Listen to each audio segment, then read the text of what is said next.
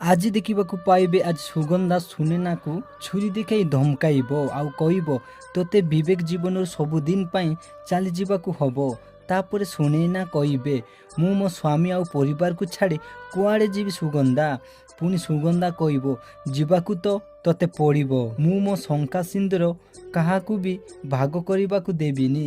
ଠିକ୍ ଏହି ସମୟରେ ବିବେକ ଆସିବେ ଆଉ ସୁଗନ୍ଧାକୁ ଅଟକାଇବେ ଆଉ କହିବେ ଶଙ୍ଖା ସିନ୍ଦୁର ଅଧିକାର ମୁଁ କେବଳ ସୁନେନାକୁ ଦେଇଛି, ତମକୁ ନୁହଁ। ତମେ ଏ ଘରର କେବଳ ଗୋଟେ ଆଶ୍ରିତା, ନା ତମ ପୁଅ ଏ ଘରର ଉତ୍ତରାଧିକାରୀ।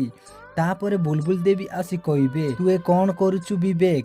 ତାପରେ ବିବେକ କହିବେ ସତ କହୁଛି ମମି, ଯୋଉ କଥା ଦୀର୍ଘ 5 ବର୍ଷ ହେଲା ରାଜ ହେଇକି ଅଛି। ଏହି କଥା ଶୁଣି ସୁଗନ୍ଧା ରାଗିଯିବେ ଆଉ ସୁନେନାକୁ ଛୁରୀ ମାରିବାକୁ ଯାଉଥିବେ ଆଉ ବିବେକ ସୁଗନ୍ଧାର ହାତକୁ ଧରିଦେବେ ଆଉ ବିବେକର ହାତ କଟିଯିବ ଆଉ ରକ୍ତ ସୁନେନାର ସିନ୍ଧିରେ ସିନ୍ଦୁର ହେଇ ବୋହିଯିବ। ତ ଦର୍ଶକ ବନ୍ଧୁ, ଏବେ ବିବେକ ଯାହା କରିଲେ ସେଇଆ କ'ଣ ଠିକ୍? ତାହେଲେ କମେଣ୍ଟ କରି ୟେସ୍ ଲେଖ। ତ ଆଜି ବୋଲି କିଛି ଜବରଦସ୍ତ ସିନ୍ ଦେଖିବାକୁ ପାଇବେ।